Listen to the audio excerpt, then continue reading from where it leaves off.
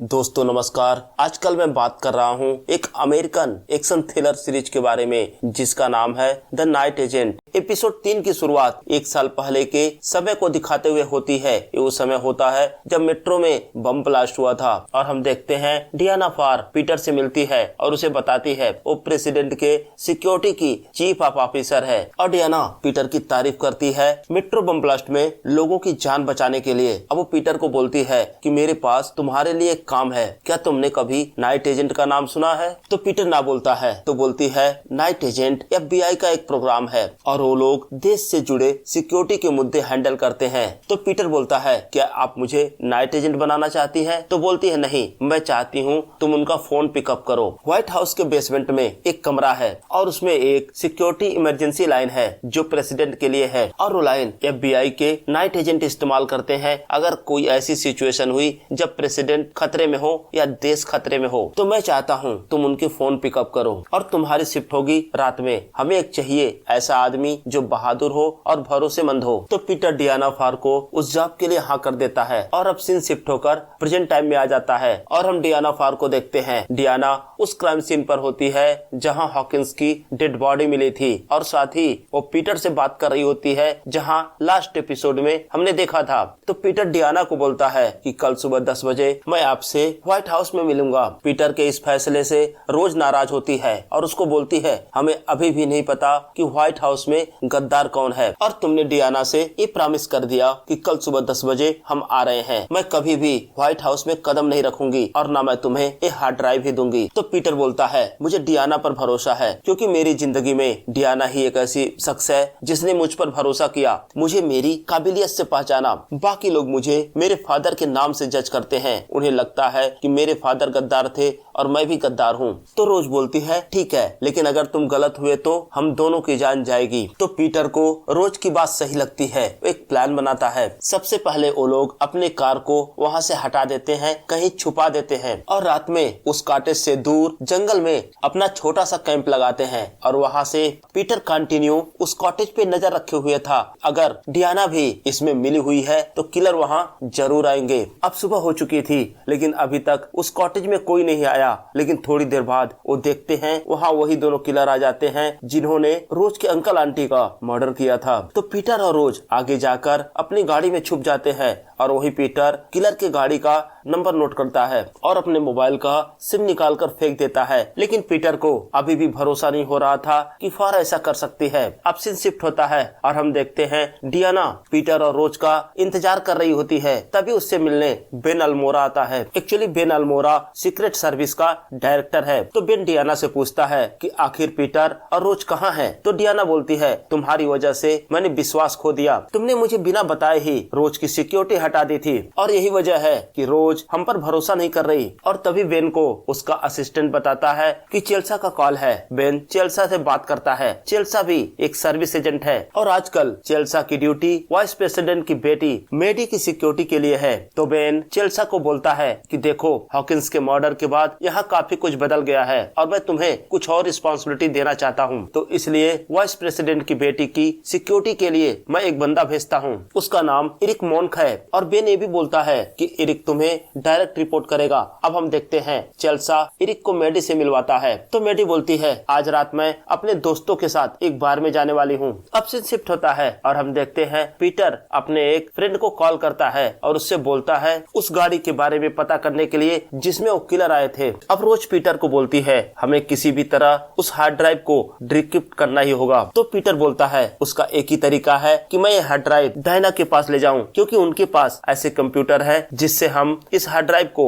Decrypt कर सकते हैं। तो रोज एक प्लान बनाती है और वो बोलती है एक काम हम कर सकते हैं, तुम ये ड्राइव लेकर डायना से मिलो और जब वो लोग डाटा को डिक्रिप्ट कर रहे होंगे उस समय तुम्हें पेन ड्राइव उस कंप्यूटर में प्लग करना और जो इसमें कोड है उसके थ्रू मैं उस कंप्यूटर का रिमोट एक्सेस ले लूंगी। हालांकि पीटर एक काम नहीं करना चाहता था, वो जानता था एक गलत तरीका है लेकिन उसके पास अब कोई और रास्ता भी नहीं था। तो रोज एक दुकान में जाती है और वहाँ से एक लैपटॉप और एक पुराना पुराना बर्नर फोन खरीदती है। व्हाइट हाउस में जाने से पहले पीटर रोज को बोलता है कि अगर कुछ गड़बड़ हुई तो हम शहर के बाहर एक पार्क में मिलेंगे। अब पीटर वो हार्ड ड्राइव ले जाकर डियाना को देता है। डियाना अपने आईटी टीम को बोलती है डिक्रिप्ट करने के लिए, लेकिन वही डियाना सबको बोलती है कि जिस सर्वर रूम में वो डिक्रिप्शन चल रहा है उसका एक्सेस सिर्फ डियाना के पास होगा। और साथ ही डियाना पीटर से रोज के बारे में पूछती है तो पीटर बोलता है जब मैं पेट्रोल पंप पर था उस समय रोज मुझे चकमा देकर भाग गई। तो डियाना अब पीटर को अरेस्ट करने के लिए बोलती है क्योंकि उस हार्ड डिस्क को डिक्रिप्ट होने में काफी समय लगने वाला था। लेकिन पीटर बोलता है मैं चाहता हूँ कि मैं नाइट एजेंट वाले कमरे में बैठूं।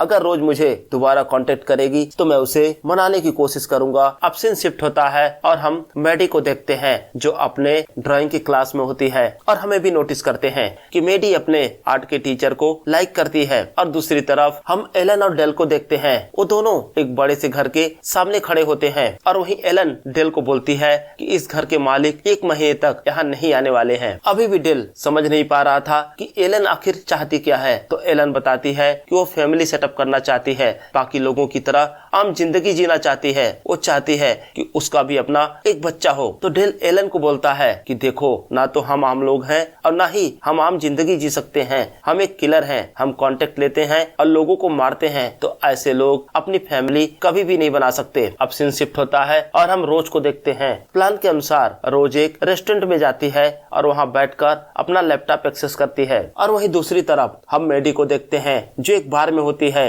हालांकि सिक्योरिटी के लिए चेल्सा की पूरी टीम वहाँ होती है, लेकिन आज रात उस सिक्योरिटी को मैनेज करने की जिम्मेदारी एरिक की होती है। तभी हम देखते हैं मेडी के पास एक लड़का आता है। पहले उससे नॉर्मल बातें करता है, फिर उसे गालियां देता है और मेडी के बाप को भी गालियां देता है। जब मेडी वहाँ से आगे बढ़ती है तो लड़का आगे बढ़कर मेडी के बाल खींचता है और तब तक मेडी के सारे सिक्योरिटी गार्ड वहाँ आ जाते हैं। एरिक उस लड़के को पकड़ लेता है। वो लड़का एरिक पर हमला भी करता है, लेकिन चेल्सा की टीम मेडी को बचाते हुए वहाँ से निकालती है। अब चेल्सा एरिक पर नाराज होती है और वो बोलती है कि तुम्हारी लापरवाही की वजह से वो लड़का मेडी के इतने पास आ गया। और एरिक भी अपनी गलती को एक्सेप्ट करता है, बोलता है मुझसे चूक हो गई। अब सीन शिफ्ट होता है और हम देखते हैं रोज पीटर को कॉल करती है। तो पीटर फार के पास जाता है। फार उस सर्वर रूम में बैठी होती है जहाँ डिक्रिप्शन चल रहा था। वो फार को बताता है कि रोज उससे बात करना चाहती है। अब रोज डियाना को फोन पर बिजी करके रखती है और दूसरी तरफ पीटर डियाना का आईडी कार्ड चुराता है और उसे लेकर सर्वर रूम में जाता है और वहाँ वो यूएसबी प्लग करता है। और थोड़ी देर बाद हम देखते हैं रोज उस सिस्टम का रिमोट एक्सेस ले लेती है और वहाँ से फाइल ट्रांसफर शुरू करती है। और इधर हम देखते हैं रोज डियाना को फोन पर बिजी रखती है। तभी वहाँ 2 पुलिस वाले आ जाते हैं। उन्हें देखकर रोज कॉल को डिस्कनेक्ट कर देती है और पीटर को मैसेज करके इन्फॉर्म करती है कि डियाना अब उस रूम की तरफ आ रही है। इधर डियाना उस रूम के पास जाती है जिसमें डिक्रिप्शन चल रहा था, लेकिन अपने जेब में जब हाथ डालती है तो देखती है उसका आईडी कार्ड नहीं होता है। तो डियाना सोचती है कि शायद उसका कार्ड पीटर के केबिन में छूट गया। जब तक डियाना दोबारा पीटर के केबिन में जाती, पीटर वहाँ पर भाग कर जाता है और पीटर चुपके से डियाना का कार्ड वही फाइल के नीचे रख देता है। अब डियाना को उसका कार्ड मिल जाता है। जब दोबारा डियाना उस रूम में जाती है तो देखती है डिक्रिप्शन कंप्लीट हो चुका था, लेकिन वो ड्राइव बिल्कुल ही खाली थी। इसका मतलब रोज ने सारा डाटा वहाँ से कॉपी कर लिया और फिर डिलीट कर दिया। और वही दूसरी तरफ हम रोज को देखते हैं। अब रोज उस रेस्टोरेंट से बाहर आती है, तभी एक पुलिस वाला उसे आवाज देता है। रोज डर जाती है,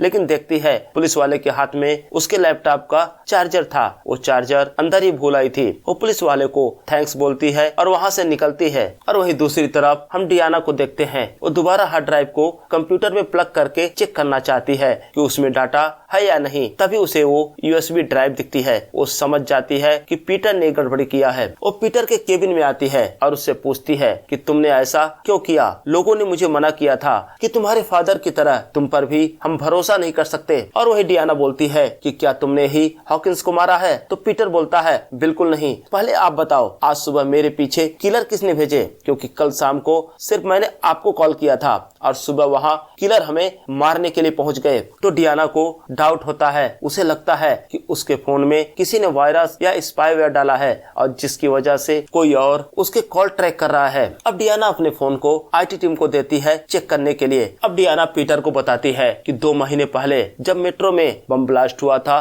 तो प्रेसिडेंट ने अपने 2 पुराने एजेंट को इस काम में लगाया, यानी कि रोज के आंटी और अंकल। लेकिन हमारा शक PIF के लीडर ओमास जडार पर था, लेकिन उसने इस हमले को नकार दिया था क्योंकि उससे पहले हमारे एजेंट कोई भी इंफॉर्मेशन कलेक्ट करने में नाकाम हुए थे। और वहीं प्रेसिडेंट को भी कोई तो व्हाइट हाउस में गद्दार है और वो भी उस सीनियर पोजीशन पे बैठा है। तो पीटर बोलता है क्या वो गद्दार हॉकिंस थे? तो डायना बोलती है मैं कुछ भी श्योर नहीं हूँ, मैं कोशिश कर रही थी उस हार्ड ड्राइव से मुझे कुछ इन्फॉर्मेशन मिले, लेकिन तुमने वो सब खराब कर दिया। तो पीटर बोलता है क्योंकि हमें लगा कि आप हमें मारना चाहती हैं। तो डियाना बोलती है बिल्कुल नहीं, मैं तुम्हें मारना नहीं चाहती। और दूसरी तरफ हम चेल्सा को देखते हैं जो बेन अल्मोरा को कॉल करके बताती है कि मेडी पर आज रात हमला हुआ था। हालांकि मेडी अब सुरक्षित है, लेकिन वहाँ पे जिम्मेदारी हमने एरिक मॉन्क को दिया था। तो बेन बोलता है कि हमें एरिक को थोड़ा टाइम देना चाहिए। तो बेन चेल्सा को बोलता है एरिक को थोड़ा टाइम दो, लेकिन हाँ उस पर नजर रखना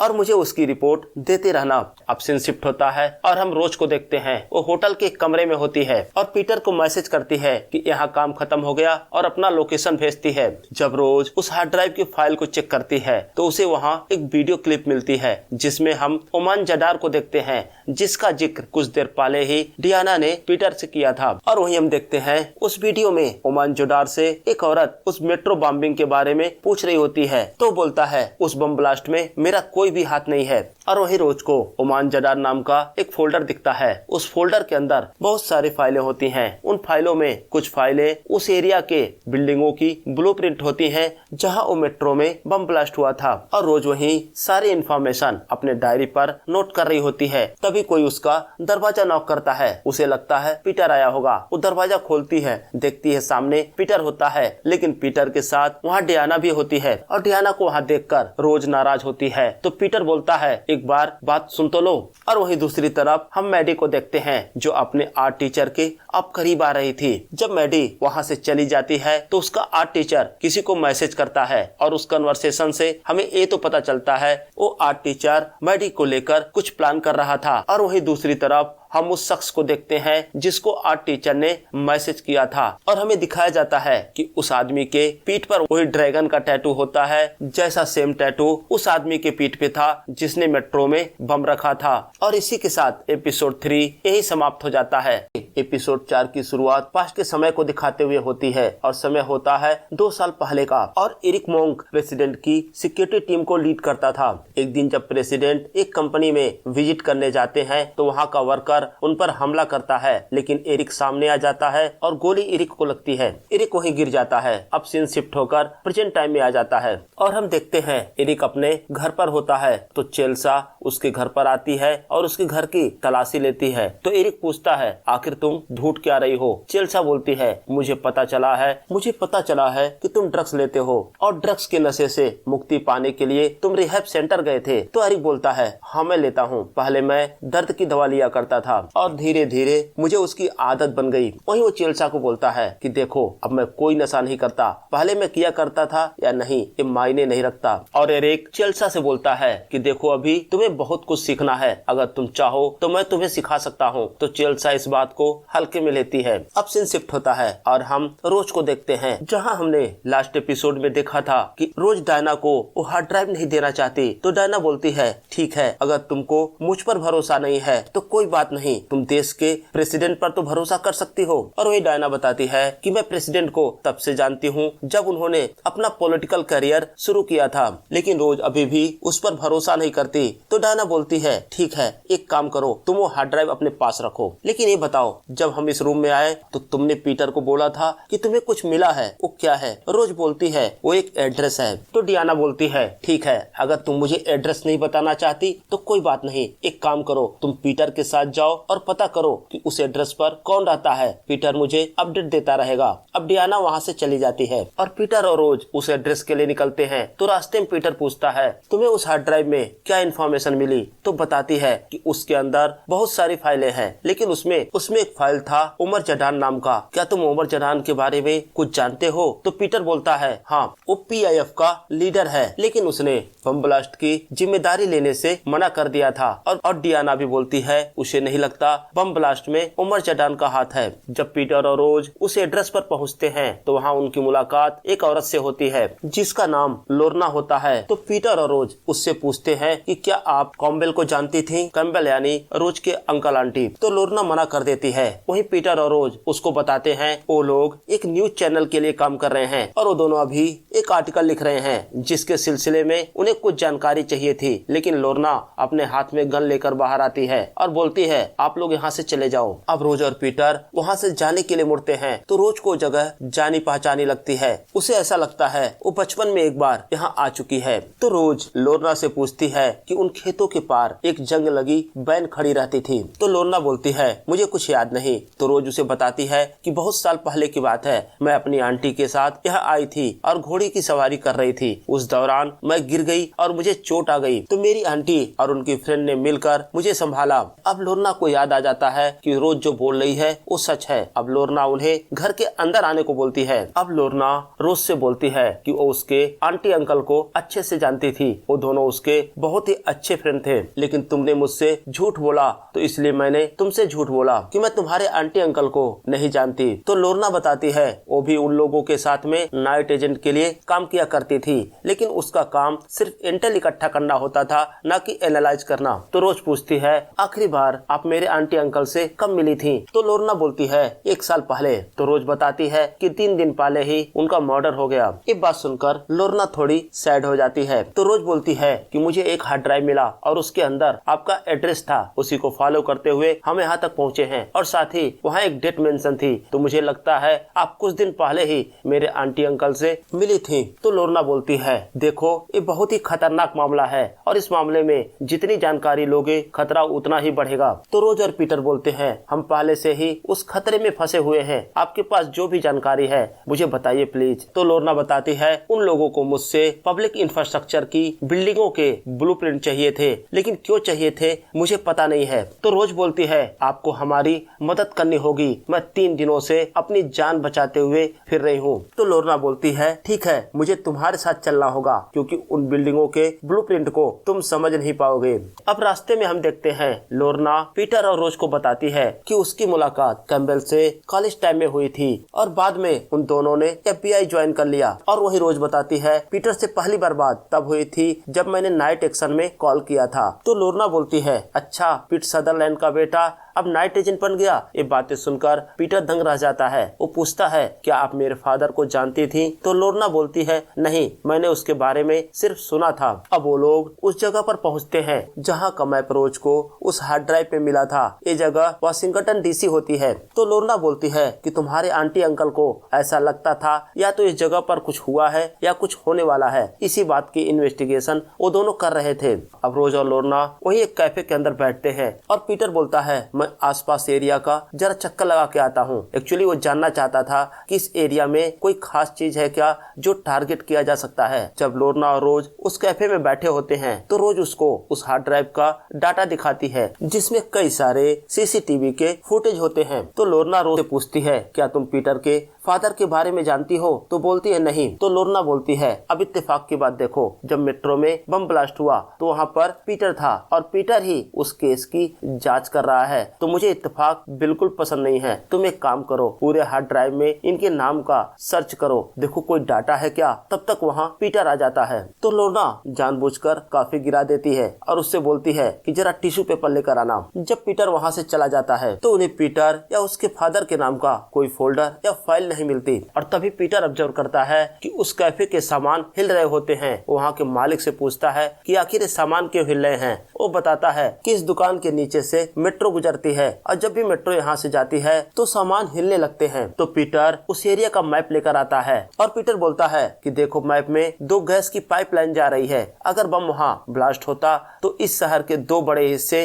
उड़ जाते। तो लोरना बोलती है अगर तुम्हें इस घटना के बारे में जानना है तो तुम्हें 1 साल पहले तक का डाटा इकट्ठा करना होगा और पता करना होगा कि 1 साल पहले वो लोग क्या करना चाहते थे। जब लोरना वहाँ से जाने लगती है तो रोज से बोलती है कि उसके आंटी अंकल उसे बहुत प्यार करते थे। लोरना की बात सुनकर रोज थोड़ा सैड हो जाती है और उससे बोलती है कि जब ये सब खत्म हो जाएगा तो मैं आपसे मिलने आऊंगी। अब लोरना वहाँ से चली जाती है और तभी पीटर को उसके फ्रेंड सिस्को का कॉल आता है जो कि खुद भी एक पुलिस वाला है। और फ्रेंड्स, लास्ट एपिसोड में पीटर ने सिस्को को डेल और एलन के कार का नंबर दिया था। तो सिस्को बताता है कि वो कार सर्च कर ली गई है और हमारी टीम ने कार को एक रेसिडेंटल एरिया में देखा है। मैं वहीं जा रहा हूँ। तो पीटर बोलता है कि देखो वो लोग बहुत ही खतरनाक हैं और मेरे आने से पहले कुछ मत करना, मुझे एड्रेस भेजो, मैं वहाँ पहुँचता हूँ। और वहीं दूसरी तरफ हम डेल को देखते हैं। डेल और एलन उस घर में होते हैं। तभी डेल के पास एडम का कॉल आता है और डेल को बोलता है मैं तुम्हारे मोबाइल पर एक एड्रेस भेज रहा हूँ, वहाँ जल्दी पहुँचो। और इधर हम देखते हैं पीटर और उसका पुलिस वाला फ्रेंड उस घर के सामने पहुँच चुके होते हैं। तो सिस्को पीटर को बताता है कि मैंने पता किया है, इस घर का ऑनर इस शहर में नहीं रहता। और पड़ोसी बता रहे थे कि कुछ दिनों से इस घर के अंदर लाइटें जल रही हैं, इसका मतलब यहाँ कोई तो है। लेकिन जब वो लोग उस घर के अंदर जाते हैं तो उन्हें वहाँ कोई नहीं मिलता। इसका मतलब उनके पहुँचने से पहले डेल और एलन वहाँ से निकल चुके थे। अब सीन शिफ्ट होता है और हम लोरना को देखते हैं। वो अपने घर पर बैठकर चाय पी रही होती है और तभी वहाँ डेल और एलन आ जाते हैं। वो दोनों लोरना से पूछते हैं थोड़ी देर पहले तुम उस लड़की और उसके FBI दोस्त से मिली, तुम मुझे ये बताओ कि वो लोग तुमसे क्या जानकारी चाहते थे। तो लोरना उन्हें कुछ भी बताने से इनकार कर देती है। अब सीन शिफ्ट होता है और हम पीटर और रोज को देख, वो दोनों एक होटल में जाते हैं और एक कमरा बुक करते हैं। और वही पीटर रिसेप्शन पे बताता है कि मैं एक FBI एजेंट हूँ और रोज के बारे में बोलता है कि इसकी जान खतरे में है, तो अगर कोई हमारे बारे में यह पूछताछ करे तो उसे मत बताना। और वही दूसरी तरफ हम डेल और एलन को देखते हैं। वो दोनों लोरना को मारकर उसकी डेड बॉडी को एक जंगल में दफना रहे होते हैं। और अब सीन शिफ्ट होकर दोबारा पीटर और रोज पर आ जाता है। हम देखते हैं रोज उस हार्ड ड्राइव से मिले CCTV के फुटेज चेक कर रही होती है और वहीं वो पीटर से पूछती है कि बम ब्लास्ट का कोई संदिग्ध था क्या। तो पीटर बोलता है हाँ, एक बंदा था जिसने ब्लैक कलर की हुडी पहन रखी थी। मैंने उसका पीछा किया और मैंने देखा कि उसके पीठ पर एक ड्रैगन का टैटू बना हुआ था, लेकिन वो मेरे हाथ से निकल गया। और तभी पीटर को डियाना का कॉल आता है और उसे बताती है कि मेरे IT टीम को मेरे मोबाइल में स्पाईवेयर मिला है और मुझे लगता है उसी की मदद से वो लोग तुम्हारा ठिकाना ढूंढ लेते थे। और वही डियाना पूछती है कि क्या तुम्हें कोई एविडेंस मिला। तो बताता है मेट्रो बम ब्लास्ट का टारगेट जमीन के ऊपर था, लेकिन मैं तुम्हें ये बातें फोन पर नहीं बता सकता, लेकिन मुझे लगता है एक और हमला होने वाला है। तो डियाना बोलती है पीटर हमें सारी जानकारी FBI के साथ शाम तक शेयर करनी होगी। तो पीटर बोलता है ठीक है। अब सीन शिफ्ट होता है और हम मेडी को देखते हैं। वो अपने आर्ट टीचर के साथ होती है। तो उसका आर्ट टीचर मेडी को अपने घर पर इनवाइट करता है। तो मेडी बोलती है ठीक है, मैं अपने सिक्योरिटी गार्ड्स को चकमा देकर तुम्हारे घर जरूर आऊंगी, क्योंकि मेडी अब उसे पसंद करने लगी थी। अब सीन शिफ्ट होकर दोबारा पीटर और रोज पर आ जाता है। रोज अभी भी वही CCTV के फुटेज चेक कर रही होती है। तो पीटर रोज से पूछता है कि तुम्हें कुछ मिला क्या। तो रोज बताती है नहीं, ऐसा कुछ नहीं, लेकिन उस कैफे में एक औरत बैठी हुई है जो लगातार 5 घंटों से बाहर देख रही है और वो किसी से बातें कर रही है। और जब पीटर उस फुटेज को देखता है तो पहचान जाता है। और वहीं दूसरी तरफ हम एडम को देखते हैं जो वाइस प्रेसिडेंट से फोन पर बात कर रहा होता है। तो एडम बोलता है जब उन लोगों ने लोरना को टॉर्चर किया तो उसने बताया कि पीटर और रोज को इस केस के बारे में कुछ ज्यादा जानकारी नहीं है। अब सीन शिफ्ट होकर पीटर पर आ जाता है। पीटर बोलता है वो लड़की जो कैफे में बैठी है वो सीक्रेट सर्विस एजेंट है और हम देखते हैं वो लड़की कोई और नहीं चेल्सा होती है। तो पीटर बोलता है इसका मतलब वो किसी को प्रोटेक्ट कर रही है और ये कोई टेररिस्ट अटैक नहीं है, वो लोग प्लान करके किसी को मारना चाहते थे। और अब सीन शिफ्ट होता है और अब देखते हैं वाइस प्रेसिडेंट अपनी बेटी मेडी से मिलने आता है, लेकिन उसके बाद उस कमरे से तेज तेज तेज आवाजें आने लगती है। वाइस प्रेसिडेंट अपनी बेटी पर चिल्ला रहा होता है और साथ ही मेडी भी चिल्ला रही होती है और इसी के साथ एपिसोड 4 यहीं पर समाप्त हो जाता है। तो दोस्तों कमेंट सेक्शन में हमें जरूर बताएं आपको ये वीडियो कैसा लगा, और अगर अभी तक आपने मेरे चैनल को सब्सक्राइब नहीं किया है तो प्लीज सब्सक्राइब करें। अब मिलते हैं अगले वीडियो में, तब तक के लिए जय हिंद दोस्तों।